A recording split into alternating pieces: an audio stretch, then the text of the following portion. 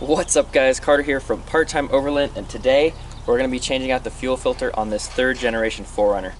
Now I've done this job once before, or tried to do this job, and ended up failing miserably. It was cold, wet, snowy, and most importantly, I did not have the right tools. So there are a couple special tools you're going to need, and it's really important that you have them, otherwise the job is going to be very difficult, if not impossible, like it was for me. So let me show you those tools, and then we'll jump right into the project. Alright guys, we're in the back of my 4Runner, and here are the special tools you're gonna need.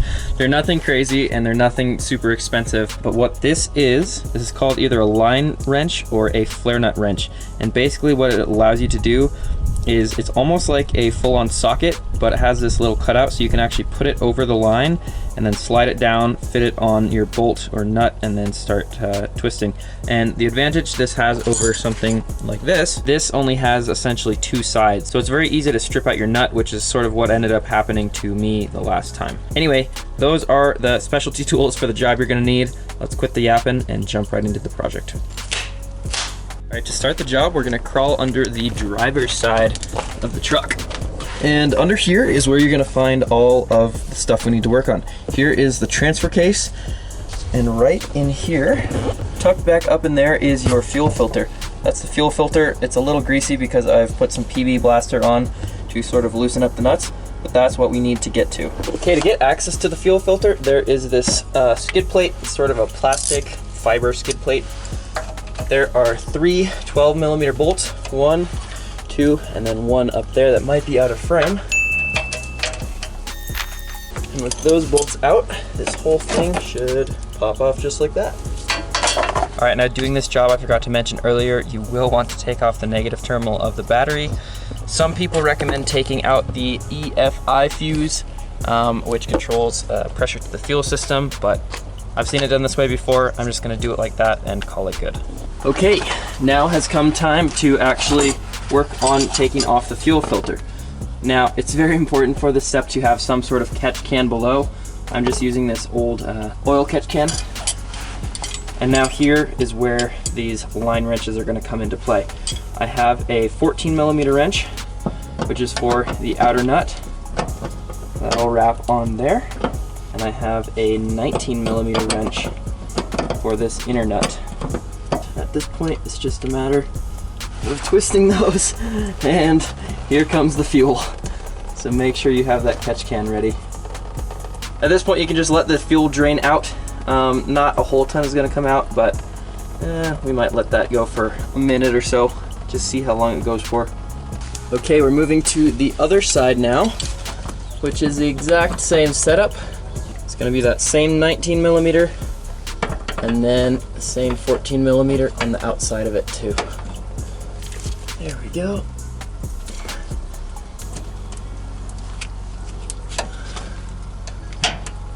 I think this outer nut is a bit rusted.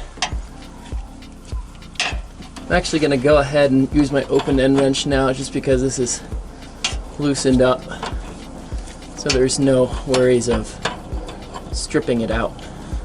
While that's draining down, there are 2 bolts to undo. This is one of them, right up there. And the other one is, you can kind of see it, it's right back there on the other side. Once those 2 are off, the fuel filter will drop down. These nuts are both 10mm nuts.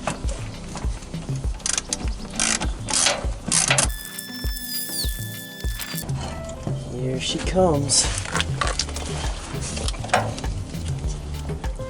Alrighty. Alright, so here's a little comparison time. Here is the old fuel filter, and as you can see, that's just totally gunky. There's some more fuel coming out of there. I don't know how old this thing is, but it might be the original one. I hope not, but it's old.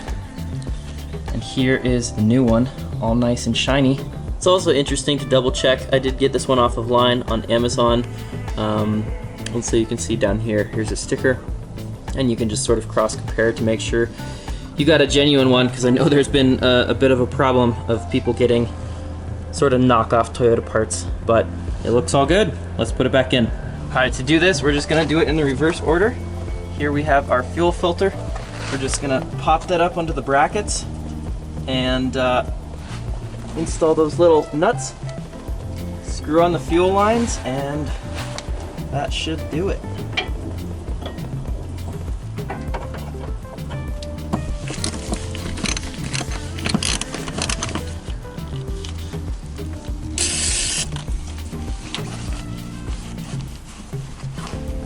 So at this point, the job is almost complete.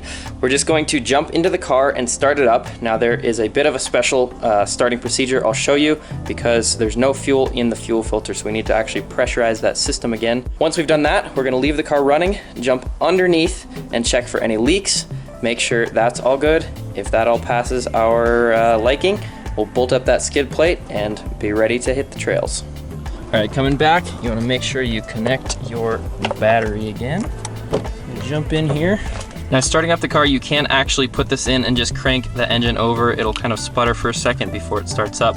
But what we're gonna do is we're going to insert the key and turn it on and off maybe a total of about 10 times.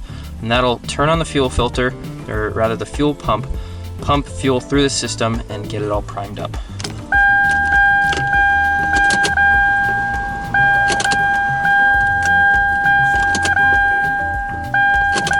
Okay, we've primed the system a couple times now. I'm going to stick this in for the last time and actually try starting and see what happens.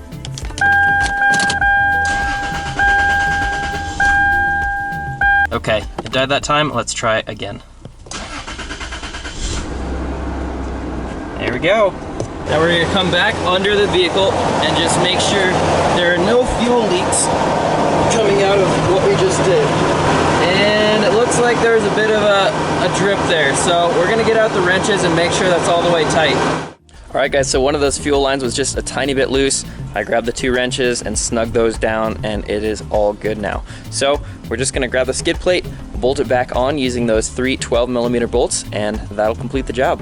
The skid plate is back on and the engine is running as smooth and as happy as ever. So job well done, and I have the greasy hands to prove it.